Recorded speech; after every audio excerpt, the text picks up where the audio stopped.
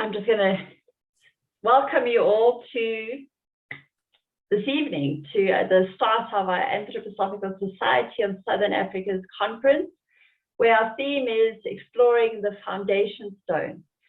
I just want to remind you that we are going to be recording, especially the presentation part and some of your questions, if that's all right, and then adding this onto our website for those that weren't able to participate, so we can help people learn more about the foundation stone.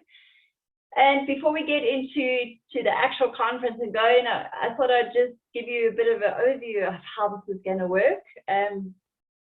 Obviously, for the next seven Mondays, we are going to be meeting at 7 o'clock in the evening on Zoom, just like this. You all have the link. It's the same link. Should just be an hour every Monday. We're going to be exploring the foundation stone from a number of different perspectives. I'll share a bit more about the program in a moment. And I'm going to start off as your host, asking some questions of our guests. We have different guest speakers, and Noi is my co-host, so Noi will be assisting me with asking questions and participating as a host as well. And then we want to, after we've discussed a certain aspect, we're going to open up to the floor. We would really like your participation, your comments, to share your ideas and knowledge around that topic for the night, around the foundation stone, your own experience, and also to ask questions of us and of everyone else. We're here to learn and to expand our understanding of the foundation stone and its role in anthroposophy. We also, because this is our conference, you're welcome to bring up any other aspects at that time that you would like to bring forward related to the society and anthroposophy in Southern Africa. Please also remember you can still invite people. They are welcome to join at any point in the 7 weeks. They can catch up, and by at least Wednesday, the replay will be available.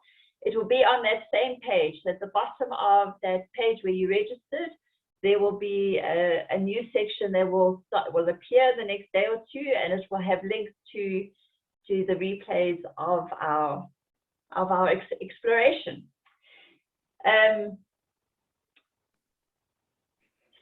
So we are going to be exploring it with, tonight I'm going to be asking Noi a whole lot of questions, because what started this off was a new book that she has written. Then next week we're going to be speaking to Martin Bichand and Christiani, and we are going to be looking there at more of the history again of the movement and it's how it relates to the foundation stone, as well as the rhythms in the meditation, and also the healing aspect of the verse. And then the next week, session 3, is Estelle Breyer is our guest speaker, and we're going to talk about her relationship with Dr. Zalman van Immerhoven, if I've said that right. Yep. Thanks, Estelle. And also, she's going to help us explore movement in the verse from the Eurasi perspective. Then session 4 will be with Michael Moore, where he's going to discuss translations. He's recently translated as well, so we're going to look at his translation and a number of others, as well as what we mean by meditation from Dr Steiner's perspective. Then session 5 is Wendy Lilia, and we're going to look at the connection to the biodynamic agriculture, how that links with the verse. Then we've got session 6 with Cyril Coutier, who actually did a drawing related to this, and he's going to share more about the 4 streams that come together through Rudolf Steiner's deed, and also make a connection to the philosopher's stone, which will be very interesting. And then session 7, I'm going to share a bit about, I'm very new to the foundation stone, so coming from a beginner's perspective, what I've picked up, some of my highlights. And I'm going to ask you to share what you've learned, what you're taking away from this, and hopefully we'll have a nice discussion around what we can do now going forward with what we've got as a good foundation as we've explored the foundation stone through these 7 weeks. So that's just an outline of what's coming up. I thought maybe just because this is also a conference, I would like to invite Noi just to join me a bit, and if there's any opening comments she would like to make in connection with the conference part. Thank you, Tulana. Just like to welcome everyone to the 2022 Anthroposophical Conference in Southern Africa, and so happy to have someone from Windhoek and someone from Zimbabwe. It's definitely a Southern Africa, not a South Africa. It's so wonderful to have that. Perhaps I could just bring a parallel, which is actually on the first page of the book. And that is when Rudolf Steiner actually, he welcomed the guests, and he didn't apologize, but he welcomed them to a pile of ruins. They had to walk past a pile of ruins to get to the Schreinerei to start the conference. And I can imagine that we also can walk past a pile of ruins in our own lives over the past few years, and perhaps something like a foundation stone could actually develop, you know, from the ruins of the past. That new things can grow, and hopefully that this foundation stone meeting is going to facilitate that with the very strengthening verse that he gave us. Someone said to me, wouldn't it have been wonderful if this first Goetheanum was still here? And I said, it would be wonderful, but would we have the foundation stone verse? So that's a question.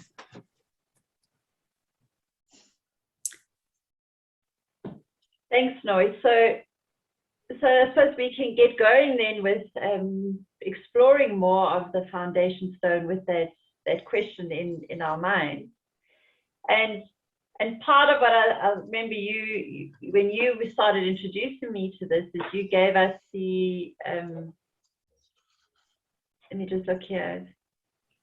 You gave us the description of a really, really cold day and asked us to think about just walking in this freezing cold early morning air up a hill and coming up to this ruins and into a very old wooden, or a rough kind of wooden house, auditorium thing, and arriving there all cold and meeting the people just like we have tonight, because for most of us it's winter at the moment.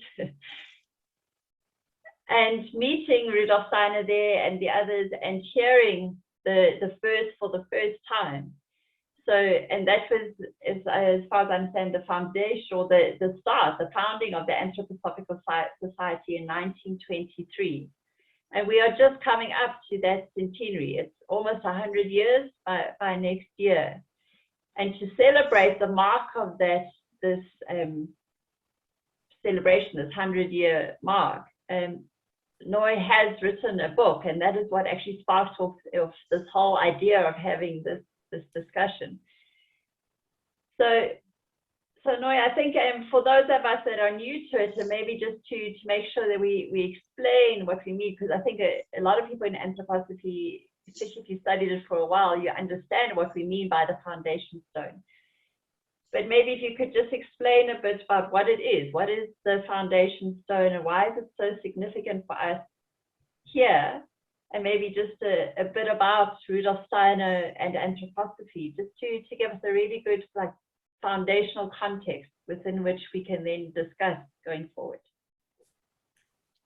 Yes, well, Dr. Steiner introduced the conference by saying we have walked past a pile of ruins, but he then proceeded to build up over the whole week, 7 days, a fraction of an aspect of the foundation stone verse. And he built it up through rhythm. And this is why I'm so happy that Michael and Christiana and also probably Estelle are going to speak about rhythm, because for Rudolf Steiner, he said, let this verse never leave you. Let it never leave you. It is, that is for me like breathing. It's the one thing that I can say off by heart. And I think if you ask those few questions that you've asked, Talana, of anybody who's sitting in this conference, they would all have something different to say, because it is such an individual relationship, this foundation stone verse. And if I were, I can tell two short stories. If I were on a desert island, I wouldn't have to bring a book with me, because I would have the foundation stone that I could say, and I could use bits of it. I could use the whole one. I could use one line and meditate on that. It is a very strengthening experience to work with these words. The other thing that I might mention is, I cannot remember her name, but it was a woman who was spoken about by Peter Selk, and she was in the concentration camps, in one of the concentration camps. And she got a heart problem, and you would have thought, well, she would have been first in line to the gas chamber, but actually they took her out of the camp and put her in a hospital and tended to her heart. So there she was, this woman, very, very potent, a strong woman, being helped by the Germans to recover. And she sent a letter every single day to the people who were in the camp, and they would respond back. And if they didn't respond, then she knew that they'd gone. And eventually they took away everything. And she said, the one thing they could never take away is the second verse of the foundation stone, which has to do with the rhythms. Because she said the sun will rise and the sun will set, and they can't take that away from us. So you can see that it has enormous power for each individual. It speaks to each one's heart in a different way.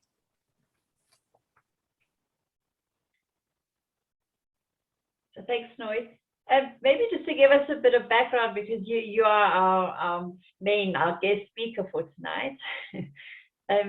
How did you come to anthroposophy in general, and in the foundation stone in particular? What brought you to? Okay, so I had just written a book on color, and in the same month, that was October 1985, my book came out, and in the same month there was a magazine called The Odyssey, which was, I believe it might still be going strong. I know Annalisa had something to do with it. And on the cover of the foundation stone was a bronze desert and a blue sky. And I just thought, this is the most beautiful complementary color picture that you could imagine. And at the top corner, it said, color course at the Michael Mount Waldorf School. And I thought, oh, good, I can go and sell my books there. So my friend and I, Grace Broderick and I, we marched off to this course, and I had my books in the back, and I thought, well, I'll listen to, some of the things, and then I'll tell them about my book.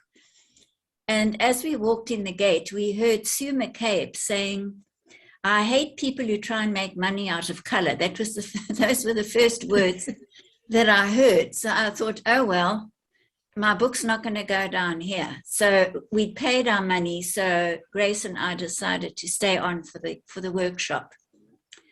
And Ralph Shepard was there, Peter King was there, and Doe Raatz was there. And they each gave us a certain aspect of color. And then, but wherever we went, for the whole weekend, we heard Rudolf Steiner here and Rudolf Steiner there and Rudolf Steiner there. and there was this big picture of him sort of peering down on the wall at us. So wherever we went, this presence was there. And at the end of it, Grace and I both said, we don't know what's going on here.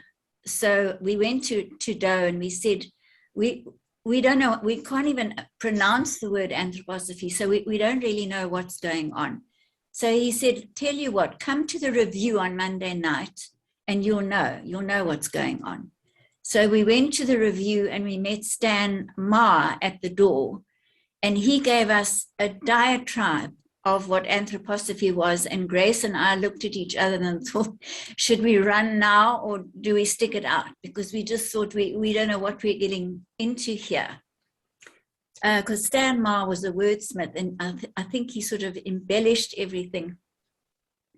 Anyway, Doe said,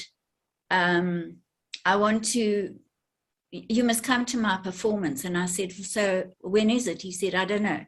Where is it? I don't know. When is it? I don't know. You want me to help you organize it? Yes, please. So that was my introduction to anthroposophy. Great. And then to the foundation stone, when did you come across that? Yeah, so I was very good friends with Doe and with Peter King. And then Peter King left for Cape Town.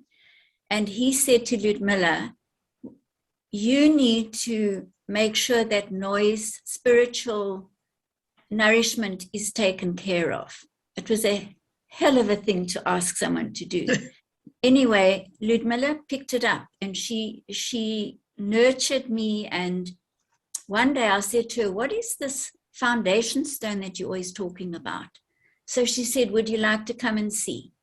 So in 1985, I was invited to their group, which had been going for probably at least 10 years or at least 8. And we met from then on every single third week of every year.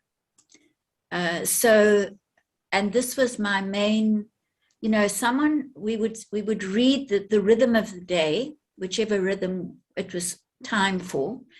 And then whoever read the rhythm would then present something that had been inspired by the foundation stone. And we covered every topic under the sun. The foundation stone seems to lend itself to every single subject you can imagine. It does, and that's why I think we've managed to get to 7. We've got so many topics coming up with that. But what started this all off was your new book that you've just written. And won't you share with us how this book came about and what's so unique about it right now? Yeah. In this time. Well, ever since I visited Dornach, and whenever I do visit Dornach, I've probably been there about 5 or 6 times. And every time, of course, I have to go to see the Red Window, which is you have to come into the hall, one of the halls from the outside. And then there is the most wonderful staircase with, I think, the only piece of the first Goetheanum that is in existence. It's a winding staircase. And as you go up to face the Red Window, I always felt that before I put my foot on that first step, which winds up to the Red Window, I felt that I'm in the foundation stone. And the foundation stone is the forecourt of the class. Now, the class is it's a meditative, esoteric school, a Michael school, Rosicrucian school, where one can join, and then you have lessons. In other words, you are given a progressive journey towards a goal. And I am still convinced that the first week of the Christmas Foundation, the Christmas conference, was a forerunner of the class. I'm still convinced of that, because if you look at the way each rhythm is built up, even the foundation stone verse itself, how it's built up, it's not in order. It's built up in a certain way, and it's built up around the astrological placements in the cosmos as well. And I am convinced that this is like a trial or the forerunner of the class. And I have never really seen an English copy that is accessible to look at how is each rhythm. People know what the rhythm is. You know, they say, oh, the Monday rhythm is this and the Tuesday rhythm is that. But how did he actually talk us through it? And so I wanted this once to be put in English. The whole thing, the whole week. And you've done that very beautifully now in this book that you've just compiled. So the book has goes through each day of the conference that was held in 1923 and adds on each aspect, and I think a bit of Rudolf Steiner's lectures around the verse, if I remember correctly, and it also has a lot of pictures in it, photographs. Do you want to just share a bit about what's in the actual book? Because I know a lot of people will be getting copies of the book, and if you're not a member of the society, we do have a PDF copy, an electronic version available. You just need to let us know. But maybe just to share a bit about what's in the book, yeah? Yes, well, there's a journey from going to the first Goetheanum, from the building of it, all the workers who helped to construct that building, photographs of these wonderful people who were busy making this building while the war was going on. They could actually hear the bombs blasting in the distance, while every nation was busy hammering away on the roof or carving at, one of the columns. There are photographs of these wonderful people all over the building, scores of people working there together. Then there is a wonderful photograph of Rudolf Steiner giving a lecture in the Schreinerei, which I think is the only one of its kind. I don't think there's another one like it. So there are a number of, and also the photograph of Rudolf Steiner on the back of the book is an unusual one. I've never seen it before. So it's not as though you're just looking at the same old photos. There are, historical, I think, documents there. And then I must also add that Cyril made, he will probably talk about it, but he kindly made the most beautiful image of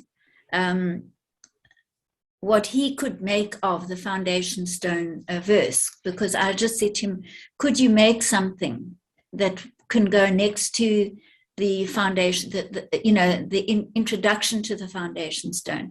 So he has done this exquisite, I don't know if he would call it a hatching drawing. He could maybe say a bit more when he's doing his presentation. And then, of course, the first foundation stone is also there, a very large picture. I also have to honor Cecilia, who I think you'll agree, she's made the book beautiful with her design. Yes, absolutely. So as you said, I was just looking for my copy. I think it's on the other desk. But if anyone does, all members will be getting a copy. Their noise showing it there. And we do have it available electronically for anyone who would, is not able to get a hard copy of it. You're welcome to get a copy. But when Noi wrote this book and shared it with us as part of the executive and that, she asked, like, what can we do? And we thought this would be a very interesting way to use the book as the springboard for our discussion. So Noi, I wanted to ask you a bit more, because I know a lot of what you know is so unconscious to you. You know so much, but so I think my role is to try and unpack for us, those that are new to it. So there's an actual foundation stone, and literally a stone that Steiner put into the floor, or the ground, which is below the Goetheanum. And then there's the verse that he brought forward a number of years later.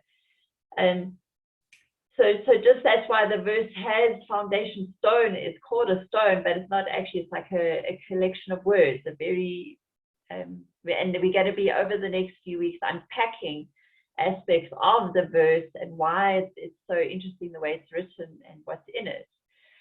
But I don't know if there's any comment there you want to make, just the difference between the actual stone and the verse, just for those of you. Well, there is actually a stone. There is there's a real stone, which he lowered into, which were lowered into the hearts of the people who were attending the meeting. And he actually said later that he was asked, what will the people do after, when they come later? And he said, they will acknowledge what happened here. So the foundation stone was literally lowered into the hearts of the people. It's the foundation stone of love. And I would need to link it immediately with the fifth gospel, because it is the new way of discovering the Christ being. It is the road through this, lowering this foundation stone of love, which is the warmth, but there's also the foundation stone of light, which is the understanding of the Christ impulse. So it's not just a kind of shepherd-like trust in the warmth of our belief. It is also the head can be enlightened into the mission and the Christ impulse, which affects every single one of us, whoever we are on the planet.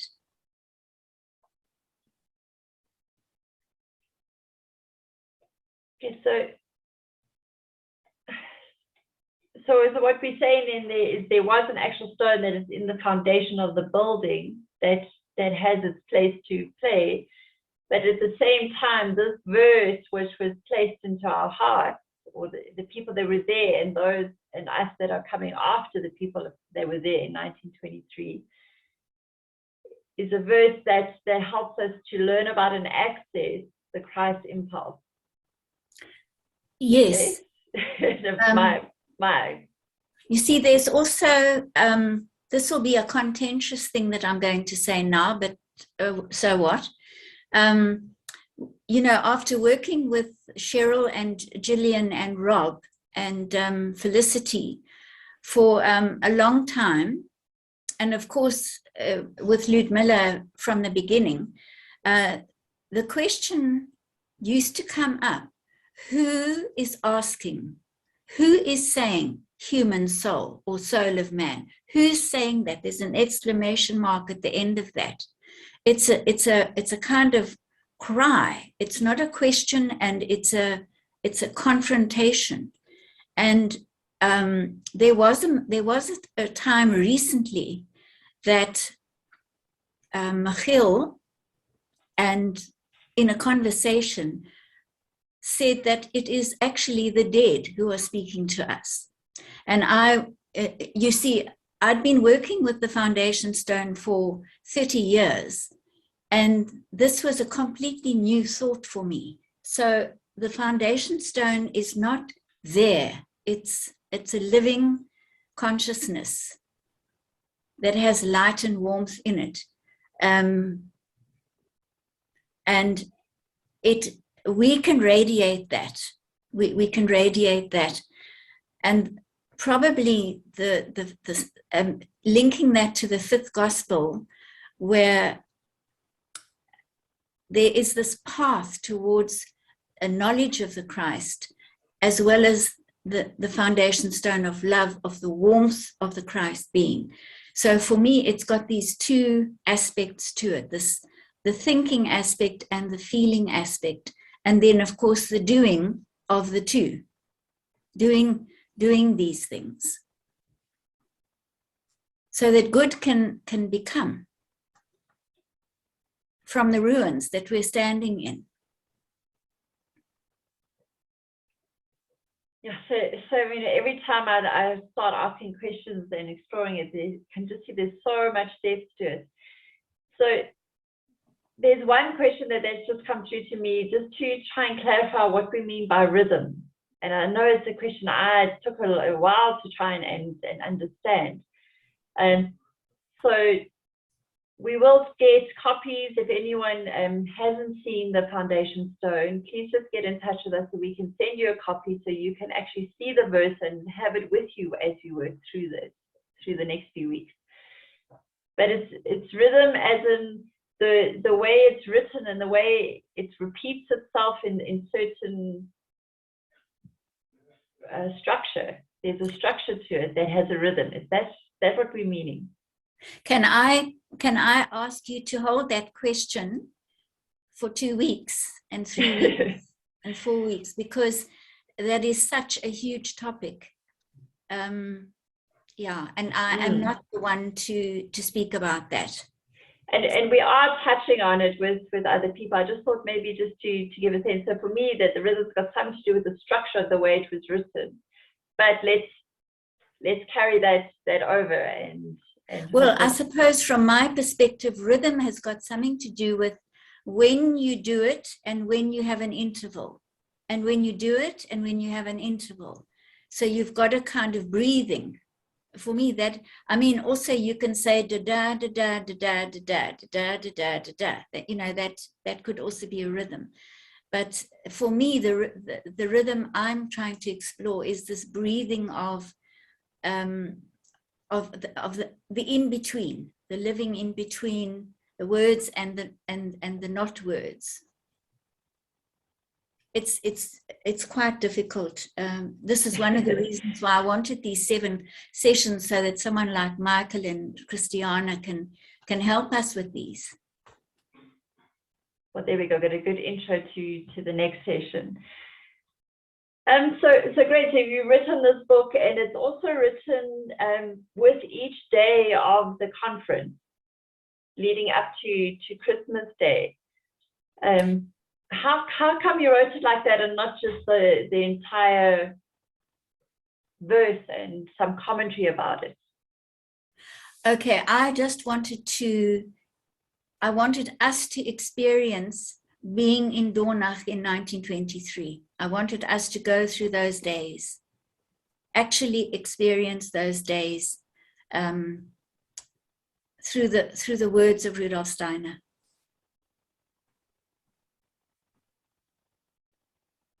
Okay, super. So I'm trying to think what else to ask. Maybe what to ask is, how would you suggest those new to the foundation stone start working with it? And then we're going to open up to questions soon. You know, I feel that everybody's connection to the foundation stone is a karmic issue, and that how you approach it and how you work with it and how it resonates with you would come from how you met it, how you met that, because we don't all meet it as we join the society. You know, we meet it in different ways, and mine was through Ludmilla. So it was an absolutely personal journey, and I'm sure everybody is. Maybe some people sitting here have no relation. They've heard about it and they've watched Beautiful Eurythmy and all that, but they may not even have a connection to it because they might be working with other meditations or other disciplines. So I think for me, it's an existential issue. But I can't advise anyone else how to approach it, because I don't think it works like that.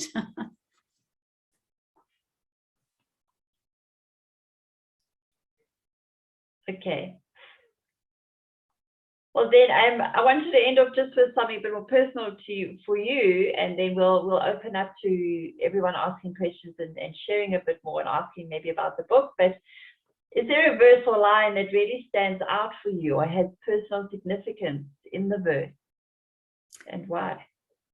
Yes, I can't really say these lines without almost weeping, because they're so meaningful.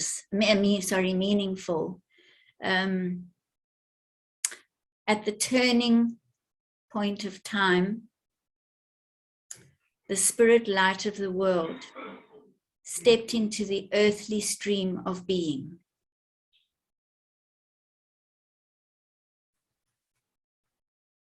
We are at the turning point of time.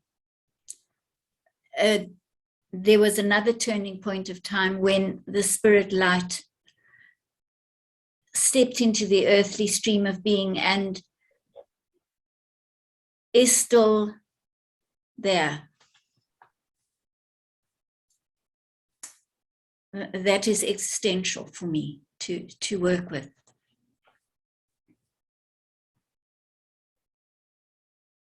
Thank you. Well, with that as in our mind and our thoughts, maybe just to open up a bit and see if there are any questions from anyone or anything anyone wants to add or ask Noi in relation to her book or to her journey with the foundation stone. Thank you, Talana.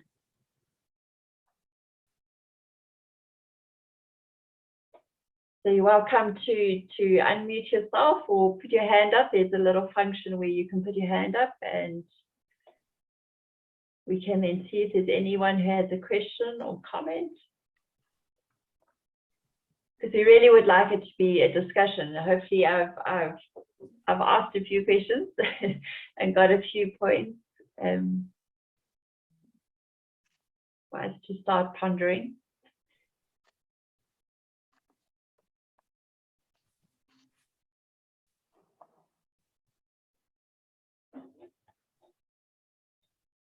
So, hi, it's Bronwyn. Hi, Bronwyn. Can you hear me? Hi, you can hear me. Yeah, so I want to ask them with the verse, is it something that one repeats, it's a meditation of thoughts, does one say it out loud, or is it something that is done internally?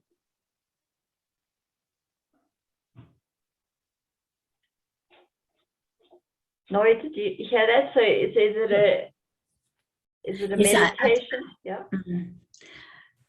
You see, Michiel said that is actually a medical verse. And Wendy Lilia says this is actually a biodynamic verse, biodynamic farming verse. So it is, I think one needs to just approach it, because it's not a difficult meditation like some of them are. Some of them, the construction of the meditation is actually, you can't even fathom it sometimes. It's actually a bit difficult unless you've got the class lesson behind it. But each line is so clear. It starts off by telling, I mean, it's got every archetype in anthroposophy in it. It's got the Trinity. It's got the 10 hierarchies. It's got the four elemental, the elemental beings. It's got the past, the present, and the future. It's just a remarkable piece of literature, which is not difficult to actually even understand or look at or read. It's very simple. So one could just meditate on human soul. You can even just take human and say, okay, what's that? And soul, what's that? Or even just take them as pictures. So it's a profound piece of literature that one can dwell in, I think, from being by looking at it and maybe even asking what it wants from you. It's not like someone should say, well, this is how you do it. You know, you do this and then you do that and then you suddenly know everything. It's a meeting of two beings, the foundation stone being and you. Mm-hmm. Thank you.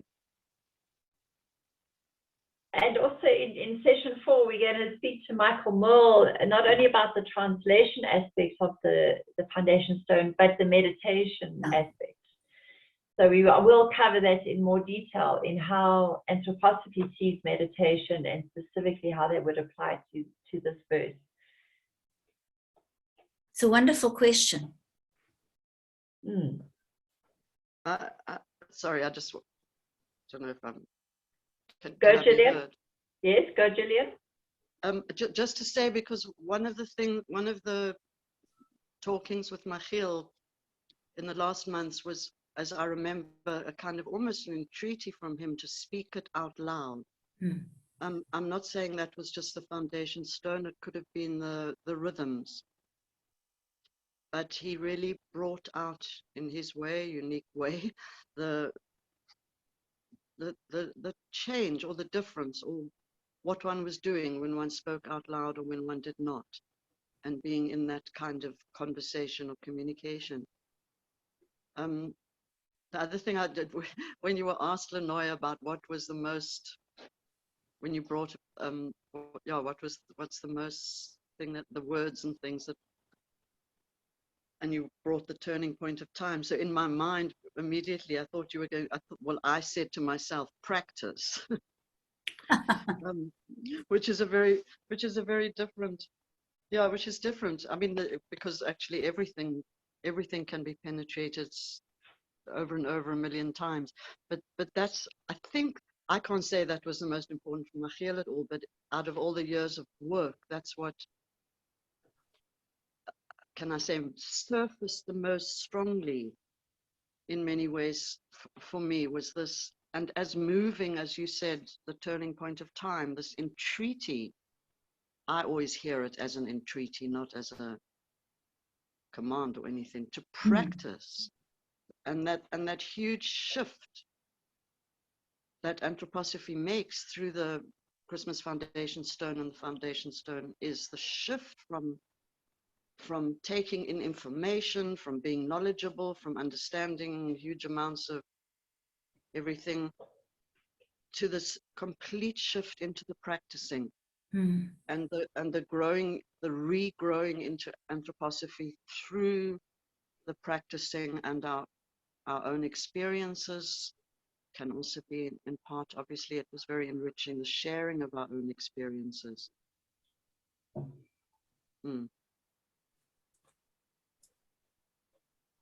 Thank you. So I think for Bronwyn's question, that would be quite pertinent when she says, how does one work with it? And it could be another whole session, is how do you practice something? But also in the essential, one could say, well, try it. I mean, work with it silently, then work with it speaking out loud and find what happens within you and to you and for you. And that would be the truest response you can get. I think what you're saying, Gillian, is it doesn't come from the outside and there's no right way of doing it.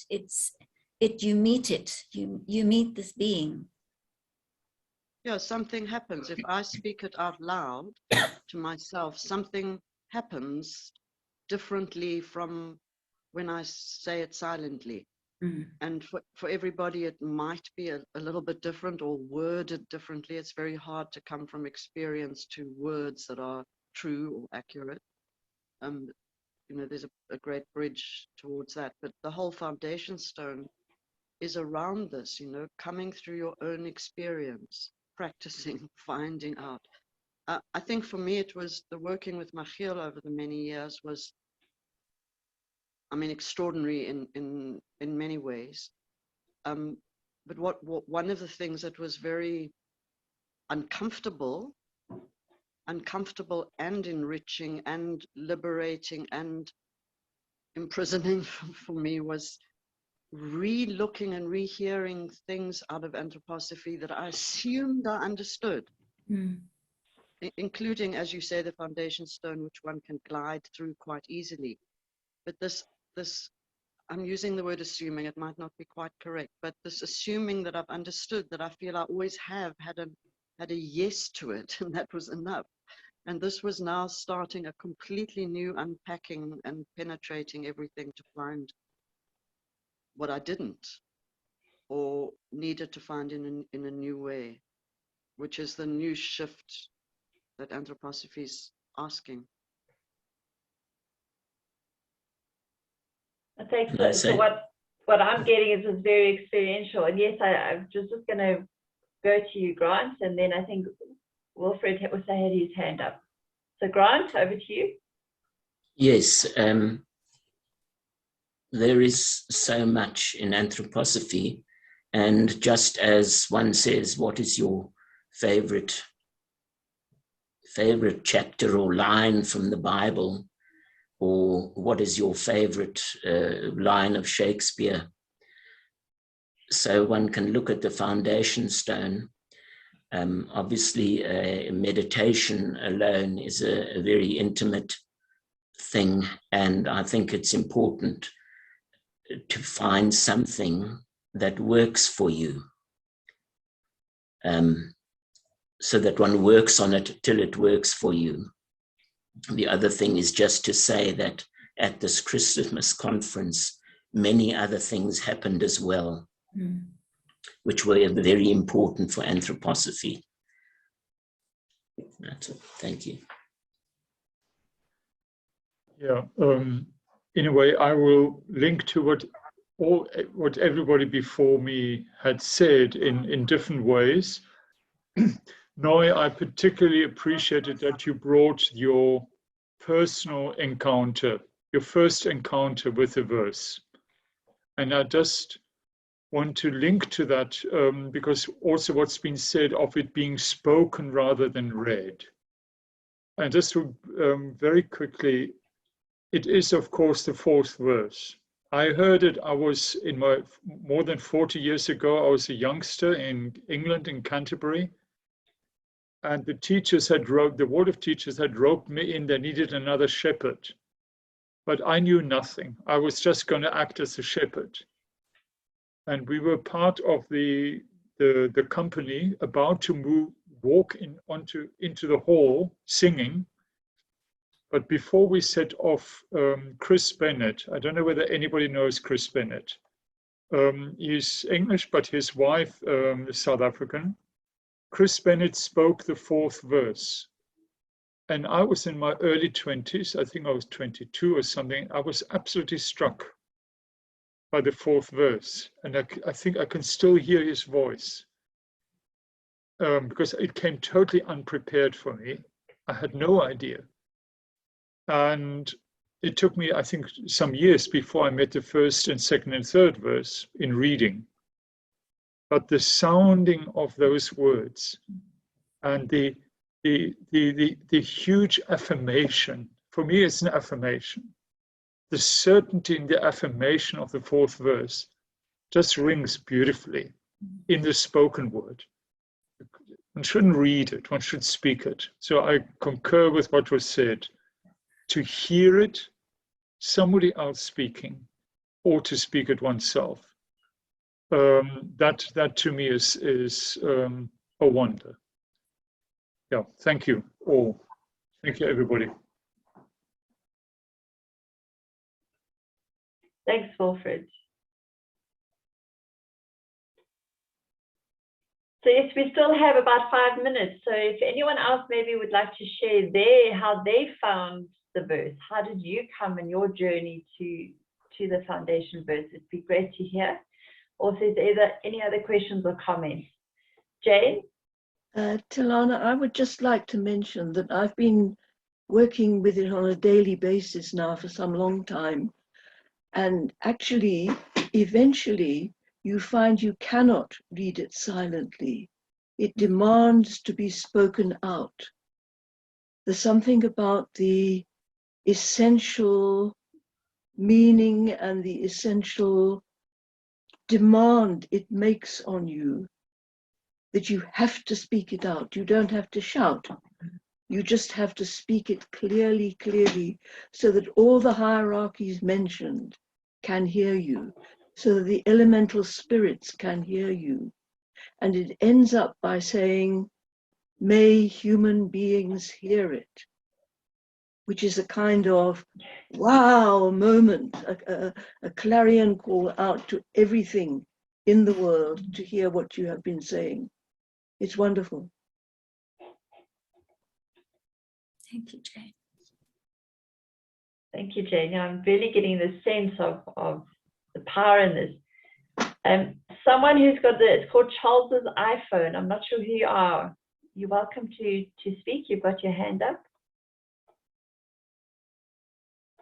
Anybody know who's Charles's Rob. iPhone? That Rob. Is that Rob McLeod? It just says Charles's iPhone. Let me see if I can. Is he muted? Yes. Okay. So let me I'm sending you a private message, Charles's iPhone. So if you see it pop up, that's you. Do unmute yourself and share. If you still have a question, you've got your hand up. Is there anyone else that has something that they'd like to share? Sorry, yeah, here I am. Yes. Sorry.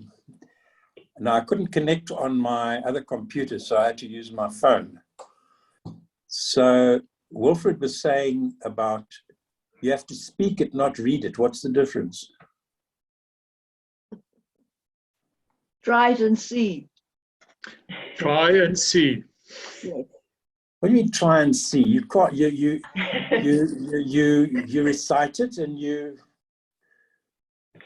So I understand the difference is when you read it, it's just you could be quiet, the little voice in your head, and you just reading the words. But I see. it means you actually use your vocal presence. You say the words aloud so that I get it. Okay. No, because I read it aloud to myself. I don't read it quietly, so I get the difference. Okay. Is that a Charles or a Rob? It's actually a Charles Rob. How's that? just to complicate things. Yeah, I'm new to this. It's the very first time I've ever been on a Zoom. So yeah. Welcome. Thank you, Noi. I hope you're going to come back. I'll see you tomorrow, I'm sure.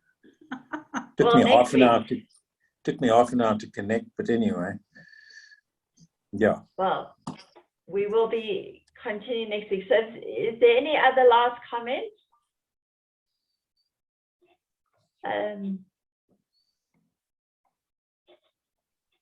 Any other questions? Looking forward to lots more.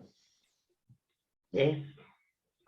And thank you so much, Tilana, for your professionalism and this seamless way that you've handled all these questions for the last 2 hours.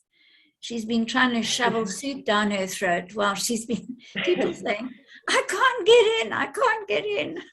So thank you so much for being so patient with us all. It's a pleasure, and thank you so much for sharing your knowledge.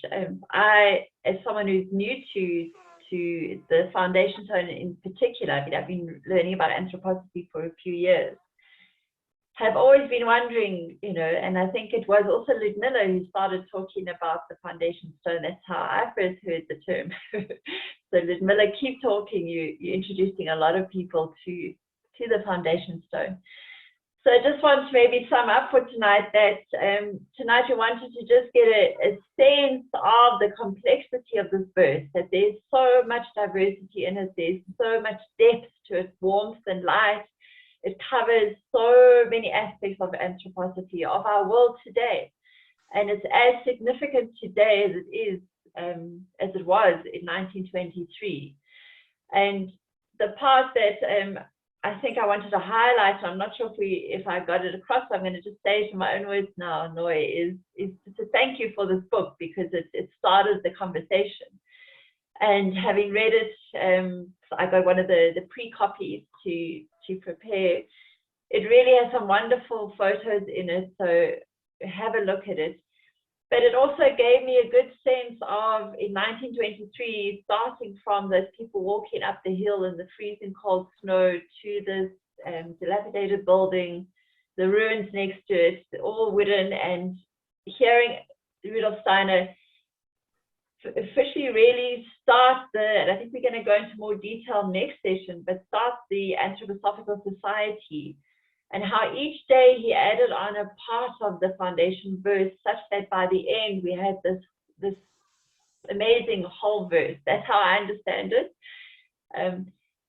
But that we are going to now start to uncover this verse in so many different ways over the weeks to come. Something that was shared from Rudolf Steiner in a few brief ways, little bits every day over that Christmas conference, culminating on Christmas Day, I think, with the full verse. Can So I just say a very big thank you to Noi? Yes. For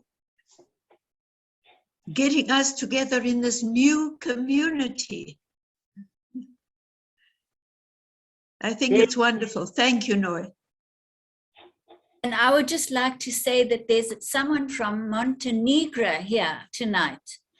I just would love to give her such a warm welcome. She's just joined the Anthroposophical Society in Southern Africa, and she lives in Montenegro. So just so welcome, Ferline, if that's how you say your name. Yes, thank you so much for the warm welcome, and thank you for the talk. It was very interesting.